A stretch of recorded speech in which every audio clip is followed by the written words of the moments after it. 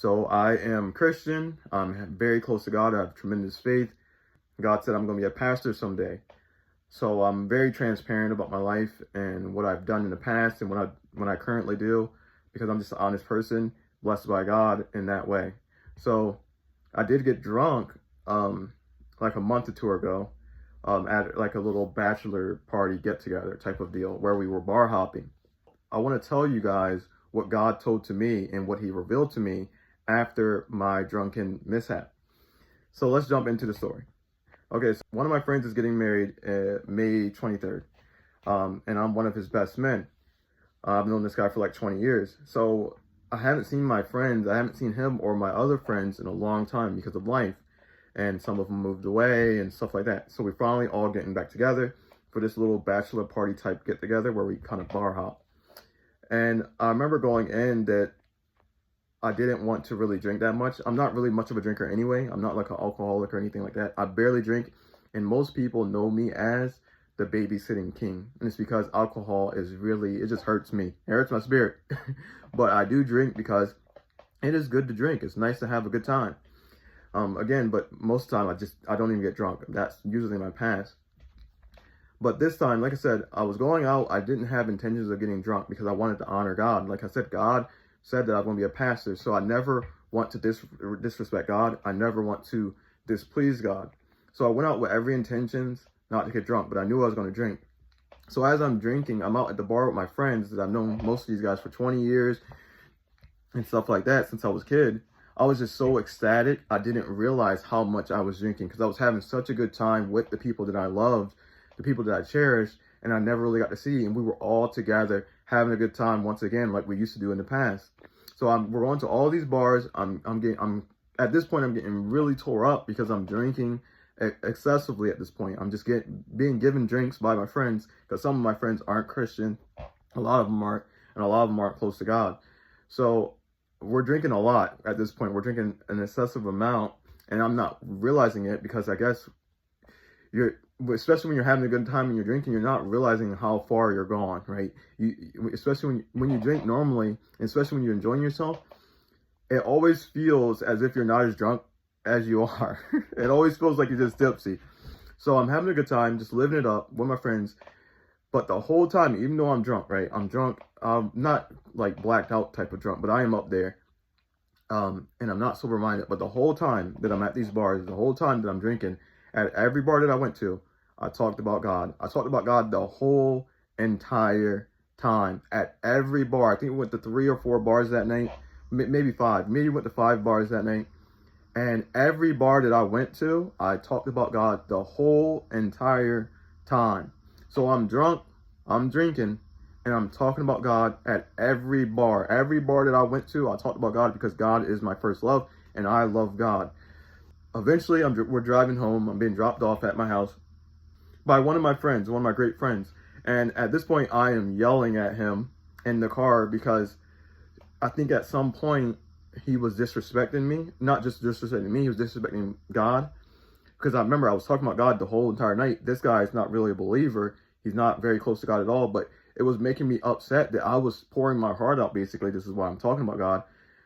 Because I want people to know who helps me and gives me peace and loves me. I want people to know about God. So I felt like he was disrespecting me and God that night, right? Because he would say certain remarks throughout the night, not taking it as seriously as it was. And again, I don't need you to agree with me or jump in. That's not what I'm asking for. I'm asking for respect. And I felt like he was downplaying God a lot of the night. So I was yelling at him because not only because of that, but because he grew up Christian. He grew up in a Christian home. And then he known me for like 20 years. And it made me so mad that our words didn't carry weight. His family members' words didn't carry weight. And my words didn't carry weight. So to me, he was basically telling me, I don't respect you. I don't trust you. And I trusted him. I trusted him most of my life. I've gotten into a lot of bad things because of him, because I trusted and loved him. But he couldn't trust me, and I'm trying to get him to do good things. There's a problem there. So I was yelling at him, and I told him, I was like, if you go to hell, I'm going to be pissed. Right? Because I love him, right? Eventually I leave. Obviously I was a little bit shameful for blowing up, but God told me later that when you're drunk, your heart is 5 times bigger. So obviously my heart was massive when I was out of this world drunk. So I go in the house, and my girlfriend is already ready for me. 2 o'clock in the morning. My girlfriend's already primed and ready. God has already told her what she's about to what's about to walk into the house. He already warned her, right? That's how good God is. That's how amazing God is. God already prepped her. So he told her that Roy, when he gets home, he is not going to feel worthy. He literally tells her that, right? And it was true. As soon as I got in, I started to cry. And I cried because, again, like I said, I like to please God. I like to do what God tells me to do because everything that God tells me to do, everything that I know about God, if God tells you to do something, or if you don't do what God says, it usually has negative consequences.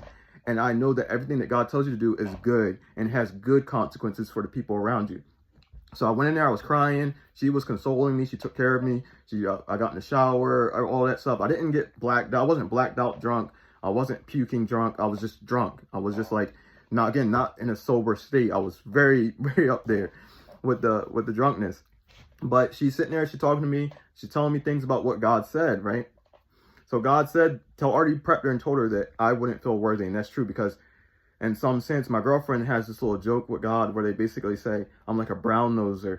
And not in like because brown nosing is like a really bad term when you look it up definition wise, but we don't mean it in that way. I extremely love pleasing God.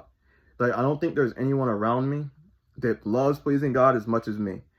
But yeah, basically they call me a brown noser because I'm always trying to please God. I'm like extremely heavenly bent on trying to please God. Like, I'm strong about it. Like, I love God and I want to serve God and I want to do good at it. So they call me like the brown noser of the group. So obviously this was going to take its toll on me because I felt like I failed God by getting drunk. I felt like I failed him. I felt like I sinned. I felt like I wasn't going to be worthy. So I'm crying, and she's telling me that God already told her that you wouldn't feel worthy and that I need to stop saying that I messed up. He was like, you didn't know, Roy, but even though you were messy out there, he said you impacted 3 people tonight. Because y'all got to remember, again, I was talking about God the whole entire time. The whole time. Every bar that I went to 5 bars. I talked about God the whole time. It didn't matter who it was. I'm talking about God. I don't care who it was. You were going to hear God today. So he said, you impacted 3 people that night. So I did. And I talked to a DJ. I talked to some random dude that joined us. And I'm not sure who the 3rd person was. Maybe it was my friend that I was yelling at, who I love. Or maybe it was someone else who maybe heard some of the conversations that I was having. But he said I impacted 3 people. And then he said that I need to stop being so hard on myself because he said, one, Roy, you don't go out and drink. He said, you aren't a drunkard, basically. I'm not someone that uses drunkenness or alcohol for a crutch. I don't use that to replace God. I obviously have massive love for God. I obviously have massive faith for God, but I don't go to alcohol. I don't run to it to lift my spirits. God is the lifter of my spirits. God is my addiction, my number one, right? God is the number one in my life, even over my wife, my girlfriend, right? So he said that, and then basically that I didn't sin. I didn't commit sin. He said, it's okay to have a good time, right? Most people don't remember because they always look at the words in the Bible. They only stick to certain things in the Bible where it talks about a drunkard will not inherit the kingdom of God. When it means there is someone who is drunkenness is their God. Well, it's a crunch for them. Where alcoholism, the consumption of alcohol is their God. That is their God. That's what I think it means by drunkard. You gotta remember, back in the day, Noah was drunk. Did Noah commit sin? God called him a righteous man. I don't think Noah committed sin. I think Noah was just having a good time. And the same thing with me. God even said, he said, it's okay to have a good time. And again, to this day, I haven't been drunk since that time. Again, that's been like a month or 2. And it's because I'm not a drinker. I only drink on special occasions to have a good time. And most of the time, I never get drunk. And that's because those times aren't as special as the time I was having. That time, again, was like a bachelor type of party. We were all good people for the most part, right? Obviously, most of these guys don't have God, but some of them did. And the guy that's getting married, he has God. He's a Christian. He's getting married. And I'm obviously ecstatic about that. And I was ecstatic to see them. So obviously that amplified things for me. But I'm not on a regular day-to-day drinking to get plastered drunk. Normally it's like 1 or 2 drinks, and that's what God literally told me. He said, maybe next time, just 1 or 2. That's what he said. Because obviously God doesn't want me to get drunk, but he understands that human beings are going to try to have a good time.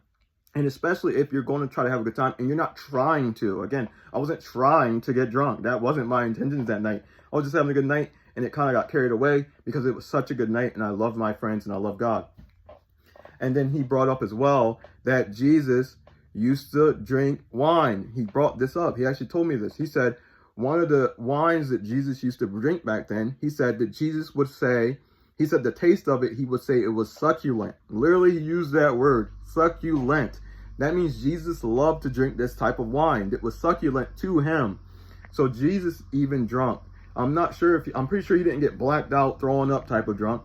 But I'm pretty sure Jesus got to points where he was having a good time with the people that he loved, and it was not out of control. Again, I wasn't out of control that night, but I was definitely in a drunken state, is the best way to put it. Again, I wasn't bashing doors. I wasn't breaking things. I wasn't throwing up. I wasn't blacked out. I remember pretty much almost everything from that night, but I definitely wasn't sober. So yeah, I wanted to say this to let you guys know that God knows your heart. God knows where you are.